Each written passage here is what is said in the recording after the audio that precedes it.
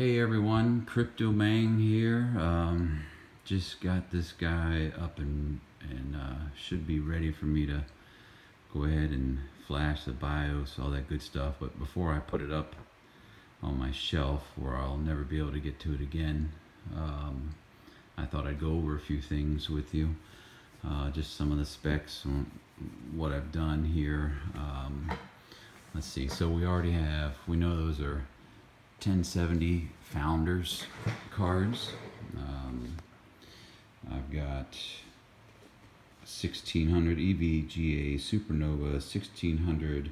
That one is happens to be a T2. And this guy over here is a P2. They're both 1600 though.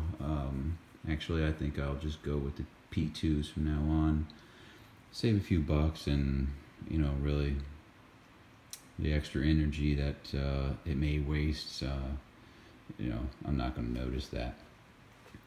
I don't want anyone ragging on my cable management. Yeah, it looks like a rat's nest, but I'll tell you, when you've got this many GPUs, it's hard to not have a rat's nest. Cable management is something I do on a daily basis, and but it's never in a confined area or space like this. But so what I did here is I've got them bundled I've got 7 GPUs that are going to this power supply. I've got 6 that are kind of bundled together here as well. They're going to this power supply.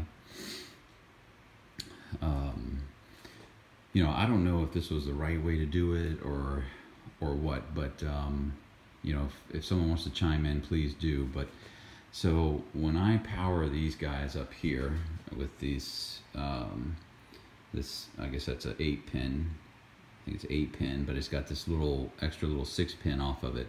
I just use the 6-pin connector to power the card that's above it. That's what I did on my other one that's been running for a while. It works fine. I haven't had any problems. If someone feels that's a fire hazard or something, let me know. But that seemed to be a good way to do it. Saves on the cables. Kind of just, I don't know, made sense to me. So the ones here on the top, they are being so they're being powered by the ones on the bottom. The ones on the bottom, they're being powered by the old 6-pin to SATA.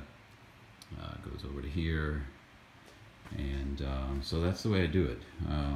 Right or wrong, I don't know. Maybe someone will let me know, but seems to work well. Let's see. I've got a Intel, I think it's a 4400 Pentium processor. I've got 8 gigs of memory. I read somewhere in the manual for the B250 they recommend 32 gigs of memory. I don't know why I need 32 gigs of memory, especially when I'm running these NVIDIA cards. So far I haven't had any problems running my 8 gigs on my other board. I have the G-Skill ripped jaws in there. Couple little interesting things, I guess. It has some Molex here. There's 3 Molex, and you hook all 3 of these Molex up to your primary card, whichever one is going to go into the 24-pin aux, which I don't know if you can see it or not, but they are back here. There's an A, there's a B, and there's a C. This one works the first 7 cards. This one works the next 6, and this back one will power the last 6 cards. This one is the one that is not supported yet, so I'll only be connecting into here and there. But these Molexes, I guess they're powering these actual slots here. They all go into your main power supply. For me, it's this T2 1600. Let's see. I will be running Simple Mining, and he'll go in here somewhere. I'm just going to take him out of the old rig that I had on here and pop it in. It worked flawlessly before, so hopefully it'll work flawlessly again. I guess that is about it. Like I said, I mean, you know, I'm here to help as well. If someone has any questions or anything about it, please feel free to ask. I'll let you know what I've had to troubleshoot or work through, or what I've found out, you know, in the process of building this guy. I got to get back here, weighs it so daggone big, but the hardest part is going to be me lifting it up and putting it on the shelf by myself.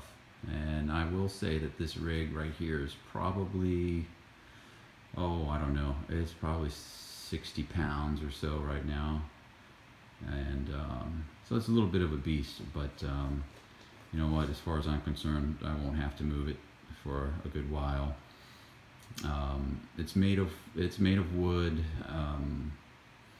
I'm in the process of finding a good T-slotted aluminum configuration, but those aren't cheap. You know, I can't see paying $200, $300, $400 for me to build a rig case when you know I could use the wood like this, and you know that probably cost me, you know, $40, $50 to build.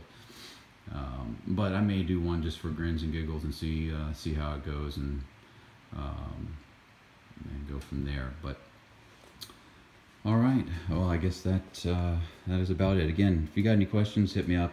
I'll help you any way I can.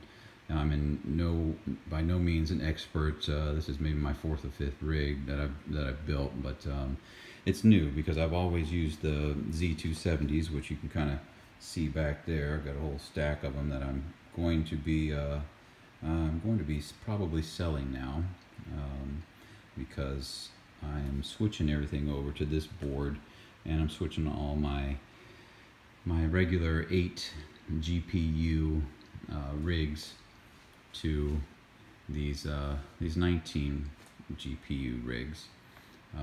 So my 3rd power supply will sit in here. Is whenever there is support available for that with this board, which is supposed to be 4th quarter of this year, so any day now, I guess. All right, that's it. Hit me up if you've got any questions or any advice. Take care.